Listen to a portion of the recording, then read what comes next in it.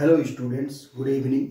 स्वागत है आप सभी का हमारे यूट्यूब चैनल पैड स्टडीज में। होप आप सभी अच्छे होंगे। आज हम लोग जो है क्लास 9 का improvement in food resources topic को अपने वीडियो में कवर करने वाले हैं, तो बने रहिएगा वीडियो के आखिरी तक। और आज हम लोग शुरू कर रहे हैं इम्प्रूवमेंट इन फूड रिसोर्सेस। जैसा कि आप सभी जानते हैं कि फूड जो होता है हर लिविंग ऑर्गेनिज्म का एक इम्पॉर्टेंट पार्ट होता है, जो कि बॉडी की सारी एक्टिविटी को कंप्लीट करने के लिए जो हमको एनर्जी चाहिए वो हमको फूड रिसोर्सेज से ही मिलता है। जो फूड हम लेते हैं वही हमको एनर्जी देता है, प्रोवाइड करता है, जिससे हमारा शरीर के सारे क्रियाकलाप, सारे फंक्शन जो है वो रेगुलेट होते हैं, नियंत्रित होते हैं। So food is the important component of our daily life for our body activity. और फूड रिसोर्सेज की अगर बात करें तो हमारे पास दो तरह के फूड रिसोर्सेज हैं। एक फूड रिसोर्सेज जो है वो हमारा प्लांट से प्राप्त होता है, प्लांट्स रिसोर्सेस है, और एक जो हमारा फूड रिसोर्सेस है वो हमारा एनिमल से ऑब्टेन होता है, एनिमल से प्राप्त होता है, एनिमल से हमको ये मिलता है। तो अगर हम बात करें तो प्लांट से हमको क्या क्या मिलता है, तो प्लांट से हमको कार्बोहाइड्रेट है, प्रोटीन है, फैट है, विटामिन है, ये सारा जो है हमको प्लांट से ही प्राप्त होता है। तो प्लांट से प्राप्त होने वाले जो रिसोर्सेस है उसमें सीरियल्स है आपका, उसके बाद आपका पल्सेस है, पल्सेस दाल से भी हमको बहुत प्रोटीन मिलता है। उसके बाद आपका वाइल्ड सीड्स है, वाइल्ड सीड्स। उसके बाद आपका नट्स है, नट्स। प्लांट से हमको फ्रूट्स भी मिलता है, फ्रूट्स। प्लांट से हमको वेजिटेबल्स मिलता है, प्लांट से वेजिटेबल्स देते हैं, वेजिटेबल्स है। उसके बाद आपका स्पाइसेस है and spices. All these products are obtain from plants, ये प्लांट से हमको मिलता है। और इन प्लांट्स को प्लांट से प्राप्त करने के लिए इनको हमको एग्रीकल्चर पर्पस के लिए यानी क्रॉप प्रोडक्शन करवाना पड़ता है। तो obtain from agriculture these plant food resources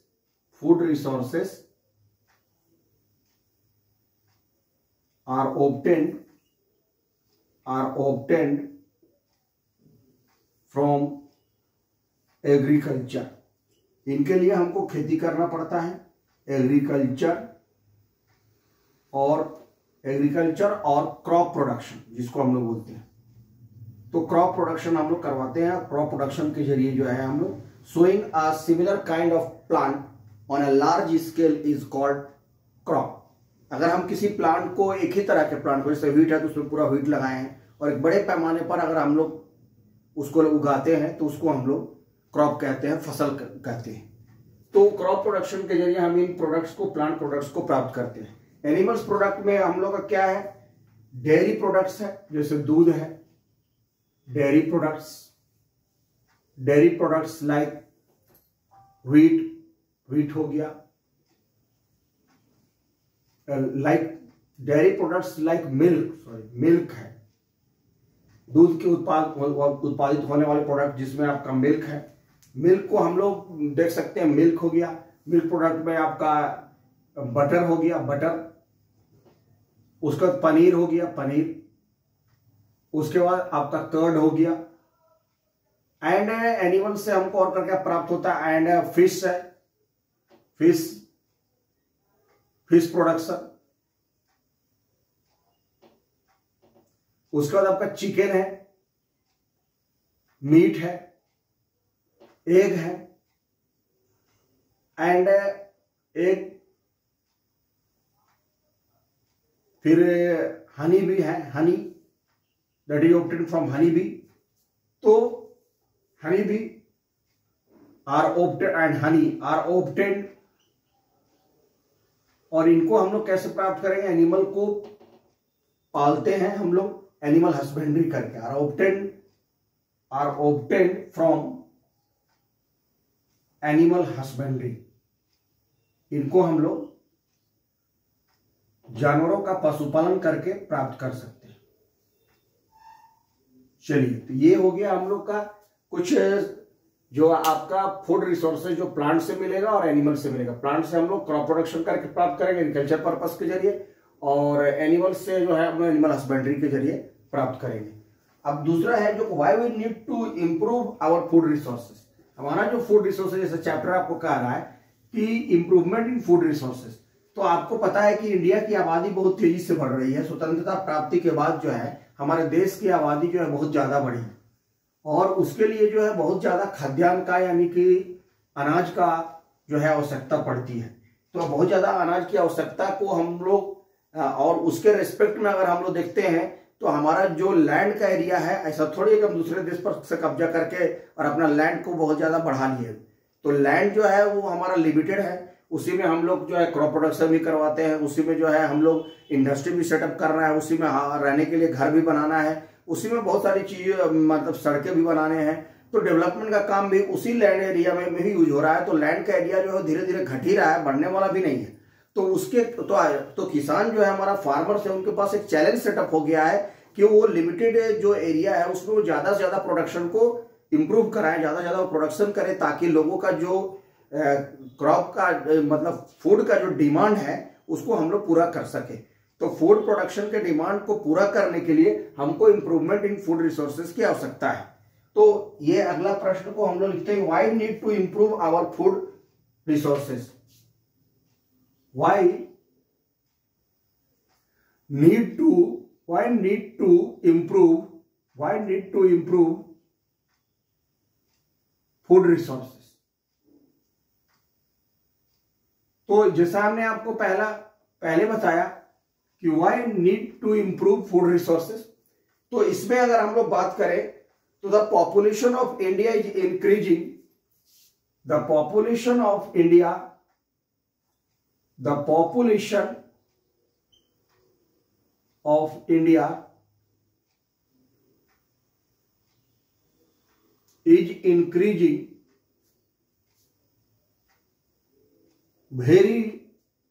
is increasing in very large rate. So the demand of crop, the demand of food, आप बोल सकते हैं the demand of food is also increasing. तो इसके लिए हमको क्या करना है, प्रोडक्शन को बढ़ाना है। और दूसरा है इसका कारण जो है the limited land area also मतलब लिमिटेड लैंड एरिया जो होता है उसके कारण भी हमारा ये चैलेंज है कि हम क्रॉप प्रोडक्शन को ज्यादा से ज्यादा बढ़ाएं। तो ये था जो है आपका एग्रीकल्चरल लैंड जो है the limited land area for agriculture, आप इसको लिख सकते हो फॉर एग्रीकल्चर।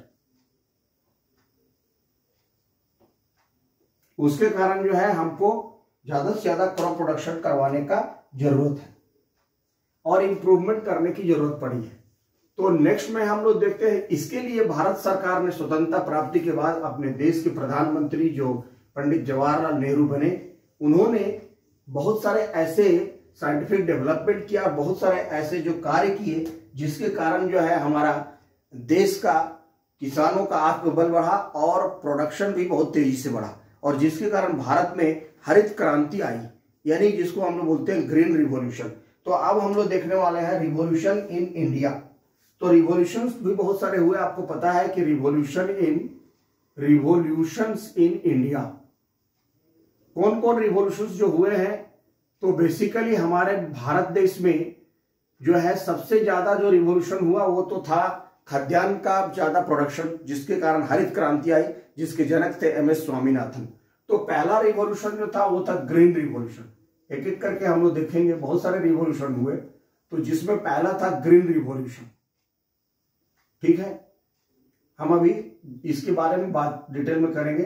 दूसरा जो रिवॉल्यूशन आपका था वो था ग्रीन रिवॉल्यूशन के बाद व्हाइट रिवॉल्यूशन हुआ, श्वेत क्रांति। ये व्हाइट रिवॉल्यूशन जो था वो दूध के लिए था। दुग्ध उत्पादन में भारत ने अपनी क्षमता को बढ़ाया और आत्मनिर्भर बना, अपने लिए भी और दूसरे देशों को भी वो सप्लाई किया। तो व्हाइट रिवॉल्यूशन के बाद जो है आपका तीसरा जो है वो है आपका ब्लू रिवॉल्यूशन। इसको थोड़ा दूर तो लिखते, कुछ इसमें पॉइंट और लिखेंगे। तो आपका आ गया ब्लू रिवॉल्यूशन। नीली क्रांति जो है, ब्लू रिवॉल्यूशन। उसके बाद चौथा जो था हमारा वो था येलो रिवॉल्यूशन, येलो रिवॉल्यूशन, पीली क्रांति। और उसके बाद जो है हमारा पांचवा जो रिवॉल्यूशन हुआ था, पांचवा और छठा हम लोग इसी पर कवर करेंगे। पांचवा और छठा है, 6 रिवॉल्यूशन है एक्चुअली, आपके क्लास के स्टैंडर्ड तक पढ़ना है और इतना ही लगभग हुआ भी था। उसके बाद जो है आपका सिल्वर रिवॉल्यूशन, और लास्ट में जो है आपका वो है गोल्डन रिवॉल्यूशन। ये जो है हरित क्रांति, श्वेत क्रांति, नीली क्रांति, पीली क्रांति, चांदी क्रांति और सोने की क्रांति यानी स्वर्ण क्रांति, गोल्डन रिवॉल्यूशन भी हुआ। तो हम लोग अगर बात करें कि ये किस किस के क्षेत्र में हुआ, आप देखते हैं green revolution, white revolution, blue revolution, yellow, silver और गोल्डन जो है। तो ग्रीन रिवॉल्यूशन जो था ये 1960 के दशक में हुआ, 1960 में। और इसके जनक जो थे, मतलब pioneer, under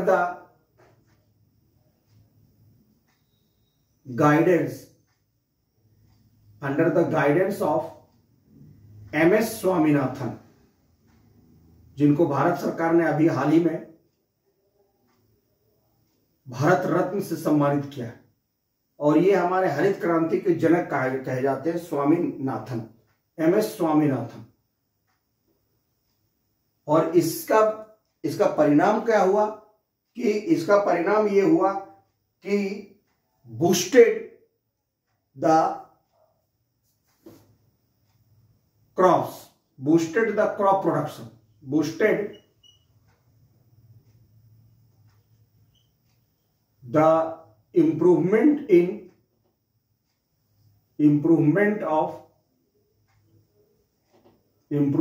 and increase in crop production. Crop mainly wheat, इसमें व्हीट एंड राइस का प्रोडक्शन ज्यादा हुआ और गेहूं का उत्पादन में अत्यधिक सफलता मिली। उसके बाद है आपका व्हाइट रिवॉल्यूशन। अगला रिवॉल्यूशन जो हमारा है वो है व्हाइट रिवॉल्यूशन। व्हाइट रिवॉल्यूशन जो है इसको हम लोग श्वेत क्रांति बोलते हैं, दूध से रिलेटेड है क्योंकि दूध सफेद रंग का होता है, इसलिए उसको रिलेटेड नाम दिया गया। ये श्वेत क्रांति जो है आपका ये आया मिल्क प्रोडक्शन में, ये मिल्क प्रोडक्शन में आया है 1970 के दशक में ये शुरू हुआ, 1970। इसमें मिल्क प्रोडक्शन के लिए रिस्पॉन्सिबल है, मिल्क प्रोडक्शन इंक्रीजेड या बूस्टेड, मिल्क प्रोडक्शन इंक्रीज किया है। इसके अंडर द गाइडेंस ऑफ या पायनियर जो इसके थे, under the guidance of Verghese Kurien, Verghese VARGIS, Verghese Kurien, KURIEN, Verghese Kurien जो है इसके जन्मदाता थे और इसके जनक थे। और इसके कारण मिल्क के प्रोडक्शन में बहुत इंक्रीज हुआ। 1970 के दशक में व्हाइट रिवॉल्यूशन हुआ बर्गिस कुरियन के नेतृत्व में। उसके बाद जो है आपका जो नेक्स्ट जो है आपका है वो है ब्लू रिवॉल्यूशन। ये ब्लू रिवॉल्यूशन जो है ये भी आपका 70 के दशक में हुआ, 1970, ये भी 1970 में हुआ। डॉक्टर अरुण कृष्णन जो है के नेतृत्व में ब्लू रिवॉल्यूशन जो है आपका increase in fish production, increase in fish production, increase in fish production, मत्स्य पालन में यानी मछली के उत्पादन में जो है असातित सफलता मिली, इसका बढ़ गया 1970 में under the guidance of doctor Arun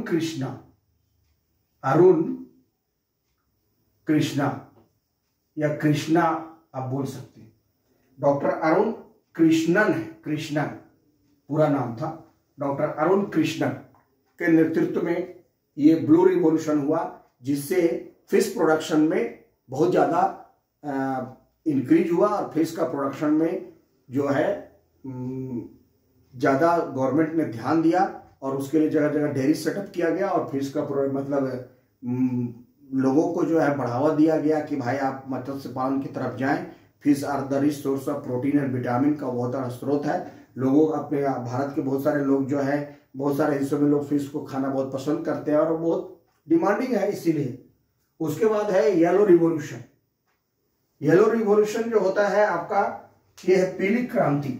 तो येलो रिवॉल्यूशन जो है वो 1980 के दशक में हुआ और ये boosted the oil seed production. नीला रंग का जो होता है आपका सरसों होता है, पीला रंग का पीला सरसों, तो पीली क्रांति के नाम से जाना जाता है। 1980 के दशक में ये शुरू किया गया। 1980 के दशक में increase in oil seed production, oil seed production, तेल का उत्पादन बहुत ज्यादा बढ़ गया। खाद्यान्न तेल का जो हम लोग मस्टर्ड ऑयल है, सनफ्लावर ऑयल है, ग्राउंडनट ऑयल है, मूंगफली का तेल है, तो इन सभी का प्रोडक्शन बहुत ज्यादा इंक्रीज किया और उसके कारण जो रिवॉल्यूशन आया उसको हम लोग येलो रिवॉल्यूशन बोलते हैं। और 1980 में ये दशक शुरू किया गया और इसके जो मेन जो थे पायोनियर, यानी आप कहेंगे कि इसके जो मेन जिनके नेतृत्व में ये हुआ था वो थे सैम पित्रोदा। तो अंडर द गाइडेंस ऑफ ये था, under the guidance of Sam Pitroda, Pitroda ने ये येलो रिवॉल्यूशन के लिए रिस्पॉन्सिबल थे। येलो रिवॉल्यूशन में देखिएगा। सिल्वर रिवॉल्यूशन हमारा जो था, चांदी का उत्पादन जो था वो आपका एग प्रोडक्शन, एग के प्रोडक्शन में जो है आशातीत सफलता मिली एग के प्रोडक्शन में और पोल्ट्री फार्मिंग में।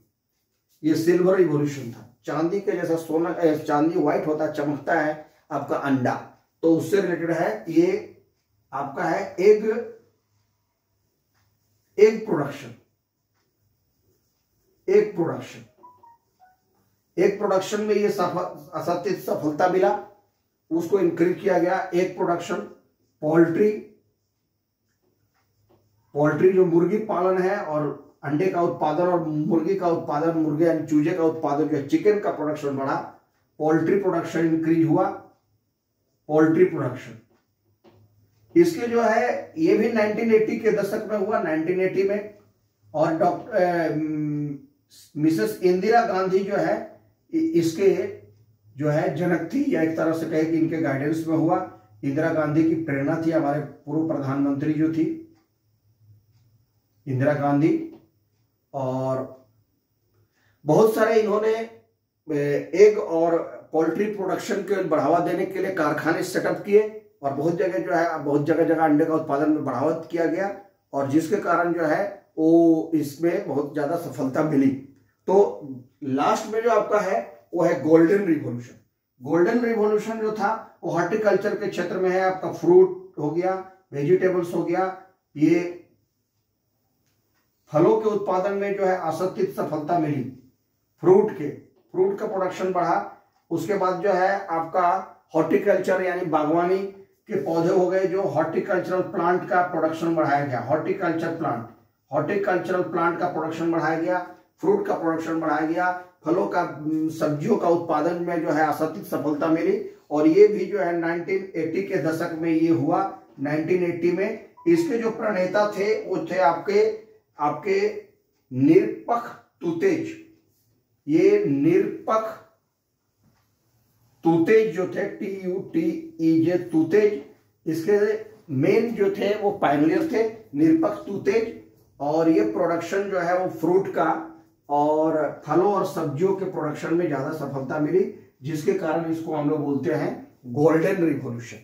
तो ये आपको बताया हमने गोल्डन रिवॉल्यूशन यानी different types of revolution that takes place in India to increase the production of crops. So government had taken many steps to increase the production of the crops by the increasing the production of various crops, and it brings the revolution in Indian agriculture system. यानी जो भारत का जो कृषि उत्पादन था वो लगातार बढ़ता गया, और कुछ इसके लिए जो हाई यील्डिंग वैरायटी प्लांट जो है, हाई यील्डिंग यानी बहुत ज्यादा अच्छे अच्छे बीज का हमारे वैज्ञानिकों ने जो है वो खोज किया, यानी उनको डेवलप किया, जिसका प्रोडक्शन बहुत ज्यादा होता है। हाइब्रिड तरह के प्रोडक्शन बढ़ाने वाले बीज का सिलेक्शन किया गया, साइंटिफिक तरीके से खेती किया गया, और जिसको मैनेज करने के कारण जो है बहुत ज्यादा क्रॉप का प्रोडक्शन हुआ। तो अब जो है हम लोग करेंगे जो है आपका हमारे जो क्रॉप है उससे डिफरेंट टाइप्स ऑफ क्रॉप से हमको क्या क्या न्यूट्रिशनल वैल्यू मिलता है, different types of crops and their nutritional values, different types of crops and their nutritional values, उसको हम लोग देखेंगे। Different types of crops and their nutritional values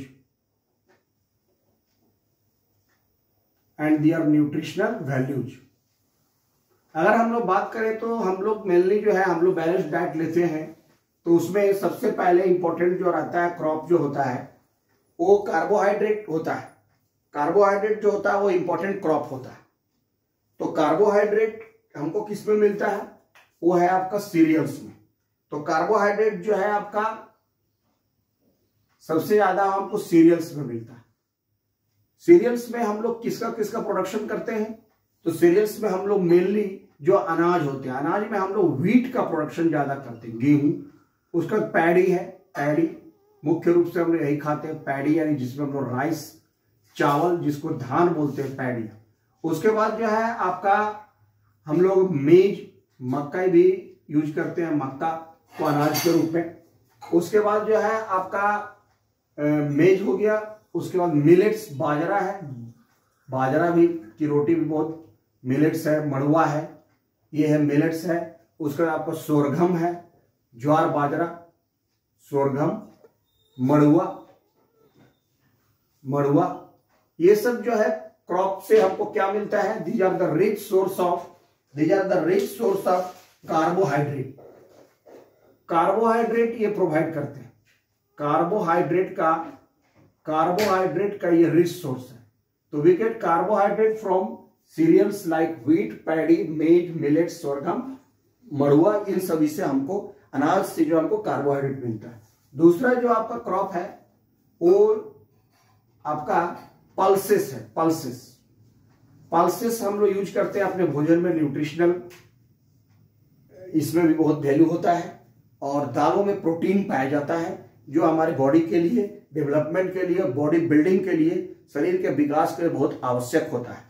तो पल्सेस में हम लोग सबसे ज्यादा जो है हम लोग यूज करते हैं वो है चना की दाल जो है हम लोग सामान्य तौर पर यूज करते हैं, ग्राम। उसके बाद जो है आपका काउपी है, काउपी जिसमें हम लोग आपका लेंटिल, मसूर हो गया, मसूर, लेंटिल, हम लोग लेंटिल यूज करते हैं, आपका लेंटिल मसूर जिसको हम लोग बोलते हैं। उसके बाद जो है आपका पिजन पी जिसको हम लोग अरहर बोलते हैं, अरहर का दाल। उसके बाद आपका पी है मटर का दाल, पी यानी मटर। उसके बाद जो है हम लोग के पास जो है आपका ब्लैक ग्राम है, उड़द है, ग्रीन ग्राम है, मूंग, ग्रीन ग्राम हरे रंग की मूंग होती है, ग्रीन ग्राम, ये मूंग का दाल, मूंग हम लोग यूज करते हैं। इस दाल में हमको क्या मिलता है, प्रोटीन मिलता है। दाल जो होता है वो प्रोटीन का रिच सोर्स है, we get protein from the pulses plant. उसके बाद जो है आपका पल्सेस से हमको, उसके बाद ऑयल सीड्स, तीसरा जो है आपका है वो प्रमुख रूप से हम लोग ऑयल सीड्स का भी हम लोग क्रॉप का प्रोडक्शन करवाते हैं, यानी कि जिससे हमको तेल नहीं रहेगा, तेल नहीं प्राप्त होगा तो हम सब्जी और जो भी खाना है भोजन वो कैसे बनाएंगे। तो ये भी बहुत इंपॉर्टेंट है, इससे फैट्स का हमको प्राप्त होता है, तो ऑयल सीड्स में अगर आप लोग बात करें तो मस्टर्ड ऑयल है, मस्टर्ड ऑयल, सरसों का तेल, मस्टर्ड ऑयल है आपका, सनफ्लावर ऑयल है, सनफ्लावर ऑयल, सनफ्लावर ऑयल भी हम लोग यूज करते हैं, सनफ्लावर ऑयल है आपका। उसके बाद कैस्टर ऑयल है, कैस्टर ऑयल, कैस्टर का ऑयल भी होता है, कैस्टर ऑयल। उसके बाद जो है आपका ग्राउंड नट, मूंगफली का तेल, ग्राउंड नट, ग्राउंड नट से भी हम लोग जो है आपको बहुत बार जो है आप लोग ग्राउंड नट भी आपको उगाते हैं। उसके बाद जो है आपका सोयाबीन, सोयाबीन भी हम लोग यूज करते हैं, सोयाबीन, सीसम है। तो ये सब जो है हम लोग ऑयल सीड्स का प्रोडक्शन में से हमको फैट का न्यूट्रिशनल वैल्यू मिलता है, फैट्स इसमें प्राप्त होते हैं। उसके बाद जो है आपका चौथा जो है आपका चौथा वो है आपका ऑयल सीड्स के बाद जो है आपका वेजिटेबल्स एंड वेजिटेबल्स हम लोग प्राप्त करते हैं, वेजिटेबल्स, वेजिटेबल्स, फ्रूट्स, फ्रूट्स हम लोग प्राप्त करते हैं, fruits and spices, and spices, मसाले भी हमारे जो है बहुत इंपॉर्टेंट जो है पार्ट अदा करते हैं हमारे न्यूट्रिशनल वैल्यू में, उनका भी बहुत बड़ा रोल है, उनमें से हमको मिनरल्स प्राप्त होता है। तो आपका वेजिटेबल्स एंड फ्रूट्स में हम लोग बहुत सारे जैसे हम लोग आपको बात करें तो ऑरेंज हम लोग हो गया, ऑरेंज हो गया आपका। उसके बाद आपका टोमेटो हो गया, टोमेटो ये वेजिटेबल में आ जाएगा आपका। पोटैटो है, पोटैटो, ब्रिंजल है, ब्रिंजल, बहुत सारे हम लोग सब्जियों का उत्पादन करते हैं। उसके बाद जो है आपका एप्पल है, एप्पल आपका। उसके बाद आपका पोमग्रेनेट है, अनार है, पोमग्रेनेट, पोमग्रेनेट आपका हो गया ये, इसको हम लोग प्राप्त करते हैं। उसके बाद स्पाइसेस में आपका हो गया आपका ये जीरा है, गोलकी है आपका, ये सब जो मसाले में हम लोग यूज करते हैं। लाल मिर्च है आपका, ग्रीन चिली है, हरा मिर्च है। इसके बिना खाना कैसे बनेगा, तो हम लोग इससे जो है आपका पोमग्रेनेट, आपको बताया पोमग्रेनेट जो है। उसके बाद जो है आपका टर्मरिक है, हल्दी, हल्दी भी मसाला में यूज होता है, टर्मरिक। कार्डेमम है आपका, इलायची है। तो ये सब जो है हम लोग यूज करते हैं एज ए स्पाइसेस और एंड वेजिटेबल फ्रूट्स में।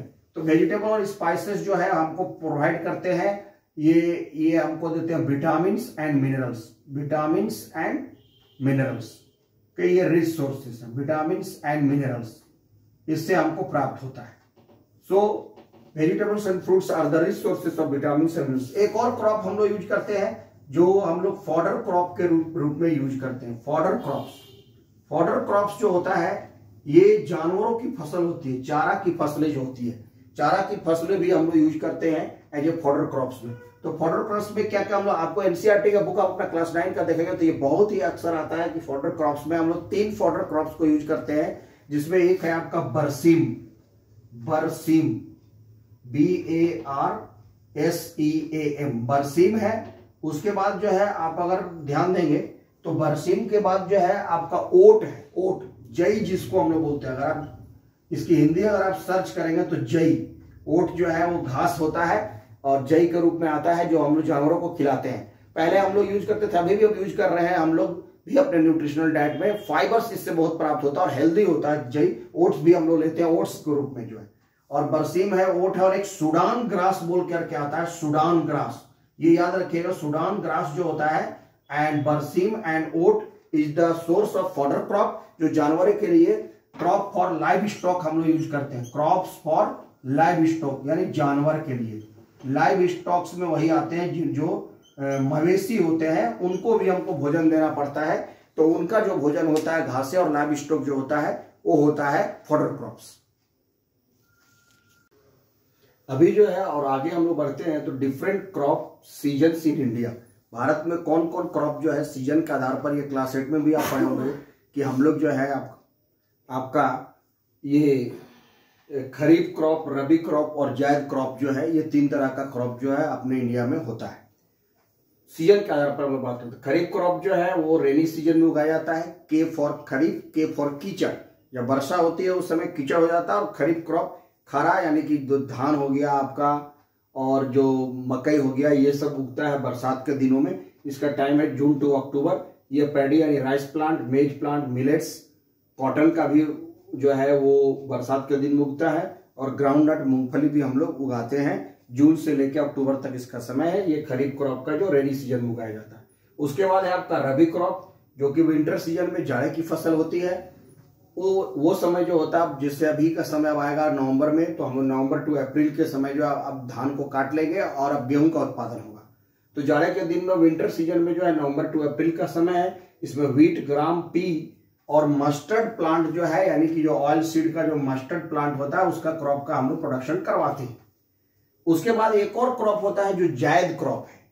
ये इन बिटवीन, इस बीच में, जैसे समर हमारा हो गया, जैसे मार्च से जून का जो समय है, 2-3 महीने में ये उगाया जाता है। जैसे खीरा, ककड़ी जो होता है, गर्मी के दिनों में इसका बहुत प्रोडक्शन होता है। तो ये समर सीजन में जायद की फसल होती है, जो कि वाटरमेलन हो गया आपका, तरबूज हो गया, कुकुम्बर हो गया आपका, खीरा हो गया, ककड़ी हो गया, और मस्क मेलन हो गया यानी खरबूजा हो गया। इस सब का प्रोडक्शन होता है। तो इसको हम लोग बोलते हैं जायद क्रॉप्स। तो ये समर सीजन में होने वाली क्रॉप्स है। 3 प्रकार का क्रॉप्स है सीजन के आधार पर। Methods used for crop improvement. Crop improvement के लिए जो है आपका कौन कौन मेथड यूज होता है? तो क्रॉप इंप्रूवमेंट के लिए हम लोग 3 मेथड यूज करते हैं। Crop variety improvement. पहला है क्रॉप वेराइटी इंप्रूवमेंट। दूसरा है आपका crop production improvement. Crop production improvement. Crop production improvement. Crop production improvement. और तीसरा जो होता है वो है आपका, जो हम मेथड अप्लाई करते हैं क्रॉप प्रोडक्शन को बढ़ाने के लिए, वो है आपका crop protection management. Crop protection management. आज जो हम लोग हैं अभी अपने टॉपिक में, पहला है क्रॉप वेराइटी इंप्रूवमेंट। कौन सा वेराइटी हम लोग अपने क्रॉप प्रोडक्शन के लिए यूज करेंगे जिसमें यील्डिंग, जो हायर यील्डिंग कैपेसिटी जो होता है, यील्ड जो होता है, यील्ड जो यानी कि जो प्रोडक्टिविटी को यील्ड बोलते हैं। तो यील्ड का मतलब होता है कि ज्यादा प्रोडक्शन किया जा सके, वैसा वेराइटी हम लोग अपने क्रॉप प्रोडक्शन को इंक्रीज करने के लिए चुनेंगे। तो सबसे पहला जो होता है, सबसे प्रमुख होता है, अगर हम अच्छा बीज लगाएंगे तभी हमारा क्रॉप का प्रोडक्शन जो है अच्छा हो पाएगा। तो उसके लिए हमको अच्छी वेराइटी का सीड जो है वो सिलेक्ट करना पड़ेगा। तो पहला है इसमें क्रॉप वेराइटी इंप्रूवमेंट, तो हमको वो वेराइटी चाहिए। दूसरा है, हम वेराइटी लगाएंगे तो उसका प्रोडक्शन कैसे बढ़वाएंगे, क्या क्या हम स्टेप्स फॉलो करेंगे जिससे हमारा प्रोडक्शन ज्यादा से ज्यादा हो सके। क्या न्यूट्रिएंट्स हम देंगे, कितना समय पर हम लोग उसको जो है इरिगेशन करेंगे, सिंचाई करेंगे, उसको मैनेज कैसे करेंगे, वो प्रोडक्शन को बढ़ाने के लिए वो हो गया। उसका जब प्रोडक्शन ज्यादा हुआ है, हम जो है क्रॉप को हार्वेस्ट कर लिए हैं, तो उसको प्रोटेक्ट भी करके रखना है। तो वो प्रोटेक्शन मैनेजमेंट में कि कोई उसमें कीड़ा नहीं लगे, कोई फंगस उसमें नहीं लगे, और वो बचा रहे और लंबे समय तक वो हमारे पास सुरक्षित रहे, ताकि हमको उसको बेच करके अच्छा दाम मिल सके, अच्छा पैसा मिल सके, और हम अच्छी तरह से उसको यूटिलाइज कर सके। तो लास्ट में हम लोग को क्रॉप प्रोटेक्शन मैनेजमेंट भी करना है। तो ये क्रॉप प्रोडक्शन को बढ़ाने के लिए 3 स्टेप यूज करते हैं: crop variety improvement, crop production improvement, crop protection management. तो सबसे पहला वाला हम लोग देखते हैं, वो है आपका crop variety improvement. Crop variety improvement. Crop variety improvement में जो है हमको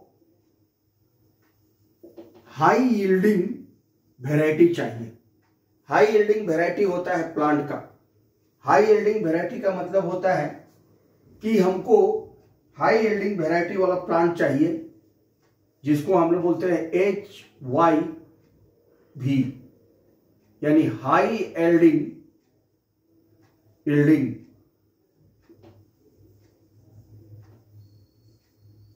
यील्डिंग वेराइटी सीड्स को सेलेक्ट करना। और ये सीड्स हमको कैसे मिलेगा? हाइब्रिड सीड मिलेगा। तो हाइब्रिड सीड कैसे हम लोग करेंगे? तो हाइब्रिड सीड प्राप्त करने के लिए 2 टेक्नोलॉजी जो है हम लोग यूज करते हैं। एक है आपका हाइब्रिडाइजेशन, जो टेक्नोलॉजी है वो है हाइब्रिडाइजेशन। हाइब्रिडाइजेशन, और दूसरा जो टेक्नोलॉजी है वो है जीन मॉडिफिकेशन। जीन मॉडिफिकेशन आप नाम सुने होंगे, जीएमओ, जीएमओ क्रॉप को लगाना। जीएमओ क्रॉप का मतलब क्या है? Gene modification organism, GMO. और उससे जो हमको प्राप्त होगा क्रॉप, उसको हम लोग बोलेंगे gene modification crops, GM crops, gene modification organism. और इससे जो हमको क्रॉप प्राप्त होगा उसको हम लोग बोलेंगे जेनेटिकली मॉडिफाइड क्रॉप, जिसके जीन में मॉडिफिकेशन किया गया। सबसे पहले हम इसको भी देखेंगे, इसके पहले हम लोग आते हैं हाइब्रिडाइजेशन। हाइब्रिड वेराइटी से हमको बहुत ही अच्छा क्वालिटी का सीड मिलता है, जो हाई यील्डिंग वेराइटी होता है, जो प्रोडक्शन ज्यादा देता है। यील्डिंग का मतलब होता है प्रोडक्टिविटी ज्यादा होना, हाई यील्डिंग मतलब बहुत ज्यादा प्रोडक्टिविटी होना। तो वो हमारा अच्छा सीड हाइब्रिड सीड से ही होगा। और हाइब्रिडेशन हम लोग करते हैं 3 तरीके से। पहला हाइब्रिडेशन जो करते हैं वो है हमारा आपका जो हाइब्रिडेशन है इंटर वेराइटल। पहला हाइब्रिडेशन है इंटर वेराइटल, यानी एक क्रॉप का 2 वेराइटी है जिसमें कुछ अलग अलग तरह का क्वालिटी है। जैसे अगर मान लीजिए हमारे पास जो है एक व्हीट का प्लांट है जो बहुत ज्यादा व्हीट का प्रोडक्शन करता है, लेकिन बहुत जल्दी उसमें बीमारी लग जाता है। और एक ऐसा व्हीट का प्लांट है जो बहुत रेसिस्टिविटी उसका ज्यादा है, वो लंबे समय तक जो है वो टिका रहता है, उसमें जल्दी जो है फंगस नहीं लगता है, जल्दी कीड़ा नहीं लगता है, लेकिन वो हाई यील्डिंग नहीं देता है। तो हमको हाई यील्डिंग भी चाहिए और रेसिस्टेंट भी चाहिए, अच्छा भी चाहिए। दोनों को मिला देंगे, दोनों के वेराइटी को मिला करके एक नया वेराइटी बनाएंगे, तो उसमें हम लोग दोनों का डिजायरेबल क्वालिटी आएगा और वो अच्छा भी रहेगा, प्रोडक्शन भी ज्यादा करेगा और ज्यादा लंबे समय तक रेसिस्ट भी करेगा। तो उसको हम लोग बोलते हैं इंटर वेराइटल हाइब्रिडाइजेशन। समझ गए? Inter varietal hybridization. उसके बाद है इंटर स्पेसिफिक इंटर वेराइटल, उसके बाद इंटर स्पेसिफिक जो है, और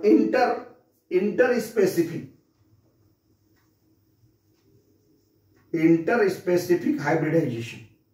इसमें इंटर वेराइटल माने mixing two plants of same species. एक ही प्रजाति का जो है, एक ही प्लांट है, मैंगो 2 मैंगो अलग अलग प्राप्त कर रहा है, 2 मैंगो का प्लांट को मिला दिया, डिजायरेबल क्वालिटी मिल गया, तो इसको हम लोग इंटर वेराइटल बोलते हैं। इसको हम लोग क्या बोलते हैं? आपको इंटर वेराइटल हम लोग बोलते हैं। इंटर स्पेसिफिक एक होता है, अगला जो है आपका इंटर स्पेसिफिक। इंटर स्पेसिफिक क्या है? Mixing two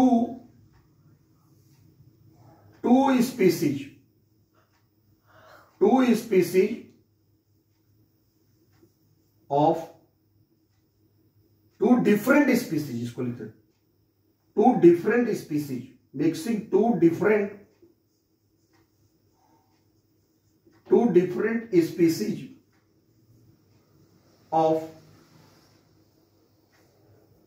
of a genus. मतलब एक ही जीनस का 2 अलग अलग प्लांट को हम लोग मिलाते हैं, 2 अलग अलग वेराइटी। जैसे इसका एग्जांपल आप समझिए, इसका एग्जांपल समझना बहुत जरूरी है। जैसे हम लोग मानते हैं कि सब्जी का 2 पौधा, एक पोटैटो है और एक आपका टोमेटो है। पोटैटो और टोमेटो, इन दोनों को, पोटैटो अलग प्लांट है, टोमेटो अलग प्लांट है, तो पोटैटो अलग स्पीसीज है आलू, टमाटर अलग स्पीसीज है टमाटर का। ये 2 अलग अलग प्रजाति हो गया, लेकिन दोनों का जीनस सेम है, सब्जी का है, ग्रो किया जाता है, सब्जी दोनों है, तो जीनस सेम है, स्पीसीज अलग अलग है। तो इसको हम लोग क्रॉस कराएंगे, हाइब्रिड कराएंगे, मिक्सअप करेंगे।